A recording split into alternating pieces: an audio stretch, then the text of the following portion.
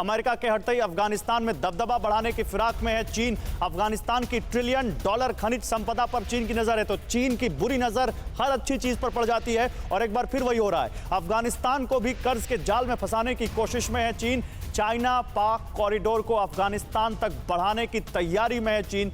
तालिबान की मदद से अफगान के पुनर्निर्माण में निवेश करना चाहता है चीन, लेकिन यह निवेश तो बस एक छोटा सा मकसद है। असल मकसद तो अफगानिस्तान की जो प्राकृतिक संसाधन है उनकी लूट है, उन पर अपना कब्जा जमाना है। कैसे, आपको बिग वॉल पर बताते हैं। अफगानिस्तान प्राकृतिक संसाधनों से भरपूर देश है, वहां की खनिज संपदा बहुत ज्यादा रिच है, बहुत ज्यादा वहां पर खनिज संपदा है जिस पर चीन की पैनी नजर है। कौन कौन सी ये खनिज संपदा है? अफगानिस्तान में खनिज संपदा का एक बड़ा भंडार मौजूद है जो अफगानिस्तान को तरक्की के रास्ते पर ले जा सकता है अगर उसका सही तरीके से इस्तेमाल किया जाए। तांबा, कोयला, लोहा, गैस, कोबाल्ट यहां सबसे ज्यादा पाया जाता है। इसके अलावा और कौन कौन सी खनिज संपदाएं हैं? पारा, सोना, लिथियम, थोरियम का भी भंडार है अफगानिस्तान। और अफगान खनिज संपदा की कीमत करीब $1 ट्रिलियन है, $1 ट्रिलियन, और अभी $400 मिलियन से ज्यादा का चीनी निवेश अफगानिस्तान में ऑलरेडी है। इसके अलावा काबुल से 40 किलोमीटर दूर लोगर प्रांत में तांबे की खुदाई पर भी चीनी अधिकार है।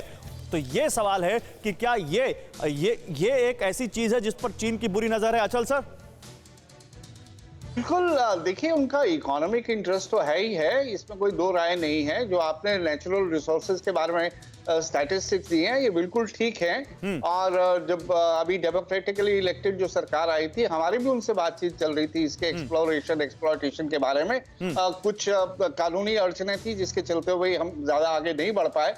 बट जाहिर है अगर इस बार अगर तालिबान सरकार बनाता है, मतलब लड़ झगड़ के ही बनाएगा, ड्यूली इलेक्टेड गवर्नमेंट तो नहीं बना पाएगा। कितने लोग मान्यता देंगे या नहीं देंगे, लेकिन पिछली बार चीन ने दी थी। अगर इस बार चाइना इसको रिकॉग्नाइज कर देगा तो इसके लिए बहुत बड़ी मॉरल सपोर्ट हो जाएगी।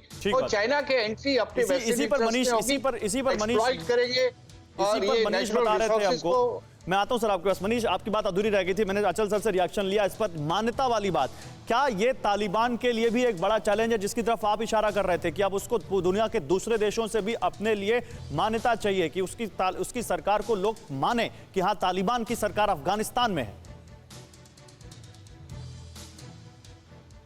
जी हाँ, बिल्कुल। देखिए, मेरा कहना यह है कि पिछले 2-3 दशक में अगर तालिबान पूरी दुनिया के लिए एक आतंकी गुट बना हुआ था और अगर लड़ झगड़ के और जो भी बचा कर एक गुट अफगानिस्तान की सरकार पर सत्ता पर बैठ जाता है तो उसकी पहली कोशिश क्या होगी? उसकी पहली कोशिश होगी कि वो अफगानिस्तान सरकार के तौर पर पूरी दुनिया में मान्यता की कोशिश करे। और उसमें केवल चीन से काम नहीं चलेगा, केवल पाकिस्तान या सऊदी अरब से काम नहीं चलेगा, फिर आपको दुनिया का समर्थन चाहिए। तो आपको हर आदमी को उतनी ही एंट्री देनी होगी और वहीं पर हमारे लिए दरवाजे खुलेंगे जहां पर आपको ये होगा कि नहीं, भारत ने हमारी बहुत मदद की है और भारत पुनर्निर्माण में अभी भी आगे सहयोग करे। और हम भी सोचेंगे कि चलो किसी न किसी बहाने कम से कम संवाद कायम रहे।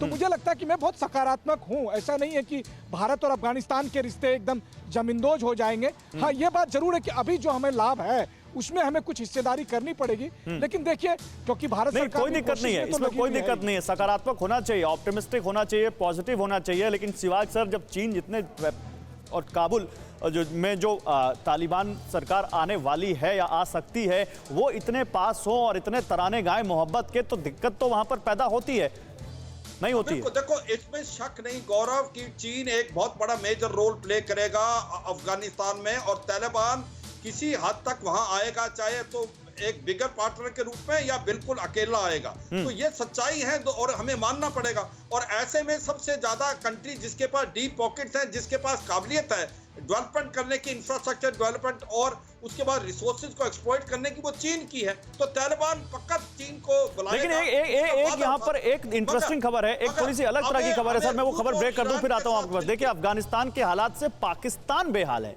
पाकिस्तान परेशान है। पाकिस्तान के राष्ट्रीय सुरक्षा सलाहकार मोहिद यूसुफ ने कहा है अफगानिस्तान की स्थिति बेहद खराब है और पाकिस्तान के काबू से बिल्कुल बाहर है। तो क्या पाकिस्तान काबू करना चाहता है अफगानिस्तान पर? अचल सर, क्या समझ में आ रहा है इससे आपको? देखिए, जाहिर है जब अमेरिकन निकल के गए हैं और जब अमेरिकन थे तो पाकिस्तान ने काफी बड़ा रोल अदा किया था। और जाहिर है कि पाकिस्तान इस उम्मीद में है कि जब ये सब वेस्टर्न पावर्स यहाँ से एग्जिट करेंगी तो पाकिस्तान का वहां पे जो उनकी स्ट्रैटेजिक डेप्थ की बात करते हैं, तो वो अफगानिस्तान में अपना इन्फ्लुएंस बढ़ाने और बनाए रखने की कोशिश करेंगी। अब तो सबसे बड़ी बात है कि इस बार पहली बार की तालिबान तो के तालिबान का रिसर्जेंस पाकिस्तान के साथ के लिए चाइना कैसे भी है। खतरनाक है सर? एक छोटा सा जी। रिएक्शन, तालिबान का जी, क्या? रिसर्जेंस पाकिस्तान के लिए कैसे खतरनाक है? देखिए, चाइना का रिजर्जेंस पाकिस्तान के लिए खतरनाक नहीं है। पाकिस्तान तो ऑलरेडी चाइना की गोद में बैठा हुआ है। तो जब चाइना आज अगर अफगानिस्तान को काबू कर लेता है, तो उसकी नजर में हो सकता है कि पाकिस्तान की अहमियत बहुत कम हो जाए, क्योंकि फिर आप वहां से सेंट्रल एशिया और धीरे धीरे आगे बढ़ेंगे। इनफैक्ट सेंट्रल एशिया ठीक है देखिए सर समय खत्म हो चुका है। बहुत शुक्रिया आप सभी लोगों का। अड़ी सोमवार से शुक्रवार शाम 6 बजे सिर्फ TV9 भारतवर्ष पर।